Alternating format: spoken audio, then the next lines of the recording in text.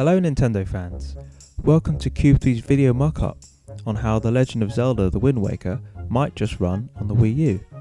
Now Nintendo announced the game back in January as a full HD remake for the Wii U, but so far we don't have any clues, any visual ideas as to how it might work on the GamePad. So we've decided to create a mock-up using GameCube footage and our own designs on the GamePad to show you just how the game might work when Nintendo releases it on the Wii U. Please bear in mind all the footage that you see here today is unofficial and fan-made, so it's probably nothing like the final version, the official version. So let's give it a go.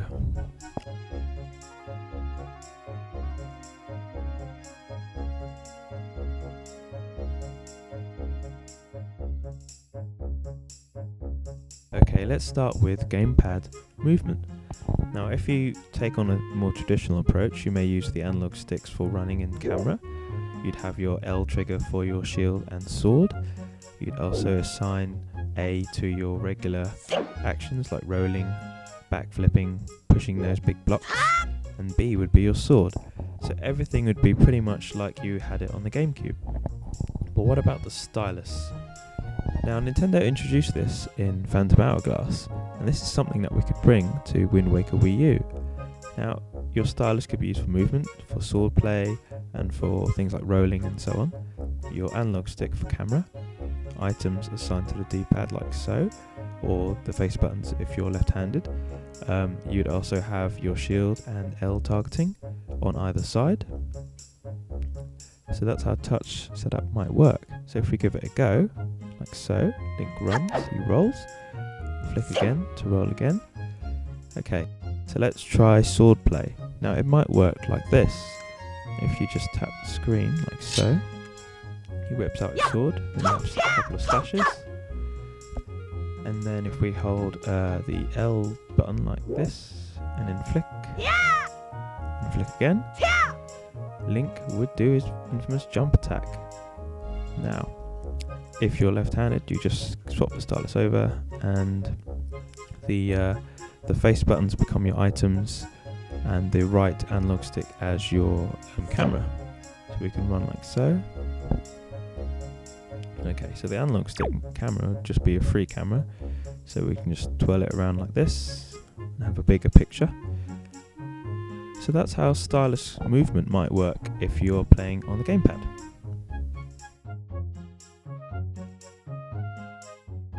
Okay, so what about Wii Remote and Nunchuck? Now hopefully Nintendo won't neglect Wii Remote for future Zelda games, because it added a new layer of immersion when Nintendo released Twilight Princess and Skyward Sword on the Wii. Your Wii Remote was your sword, your Nunchuck was your shield, and it really made sense. But going back to the gamepad, a more traditional way of controlling Link, it might be a bit tricky to have Wii Remote. But if Nintendo used preset motions like Twilight Princess, they may be able to incorporate Wii Remote and Nunchuck. Okay, so let's give it a little go. So we can run with our Nunchuck like so. A would be your roll. You can then jump from side to side, whip out your sword, give it a few slashes like so. And it would pretty much handle just like Twilight Princess on the Wii.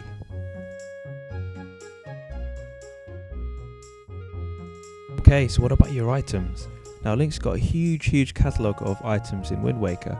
You've got your bow and arrow, your boomerang, your bombs, but you've also got things like the Tinkle Tuner, the spoils bag, your Picto camera, and your sail, and so on. So there might be two ways of selecting items. Now the first would be a bit like this. You tap on your item, then you assign it to a button like this, and then tap the button again to use. So very much how you might be used to in previous Zelda games. But how about an instant way of selecting items? Now it's a bit tricky because if you're in the middle of a battle, say a big boss battle, it may be inconvenient to keep looking down at the gamepad, but it could be interesting to use. So if you just tap the bow like that, Link whips out his bow, so there's no assigning. Let's try the boomerang like that. so everything is pretty much tap to use.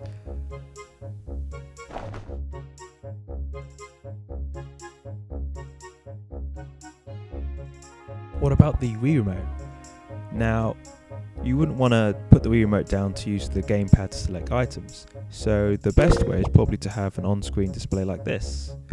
So your items would be on the main ring, and you'd have your essential items in the middle. So if we select the bow like that, we can assign it to one of the D-pad buttons and then tap it again to use like this. So it'd pretty much be the way that it was on the on Twilight Princess. Okay, so what about the Wii Remote as your Wind Waker?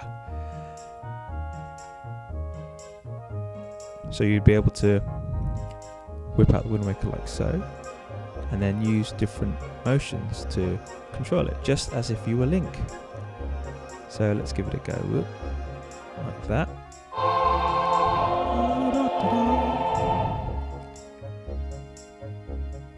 It's a bit of a novelty, but it could work. Then you select your direction, and Kazano Tacto. Away you go.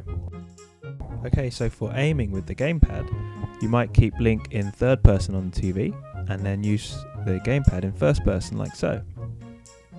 So you get more precise aiming by moving the gamepad around. It's not for everyone, motion control, but it could be interesting to see how it might work in Wind Waker. Okay, so what about aiming with the stylus? Now you might be able to use items in a similar way. So let's see, if we select the grappling hook. Now Link goes into first person on the bottom, so we can move him across like this. So we use it as your little aiming tool, and then tap to use, and voila. So here's a few other examples on how the gamepad could be used. You could have Tingle Your Tingle Tuner displayed on the bottom screen. So instead of having to use your 3DS or something, you could actually have Tingle running on the screen. Maybe you could also have it using as a letter flinger. So you would swipe your fingers in the letter sorting minigame like so. You could also maybe have it in the battle slip. Sploosh! Make it a bit more fun. Maybe Nintendo could throw in a few mini games. Yeah. Okay, so that brings us to the end of our video. Thank you very much for watching. If you've got any ideas or suggestions or want to contribute, please visit us at www.cube3.com, and please subscribe for the latest Nintendo videos. Thanks for watching. See you next time.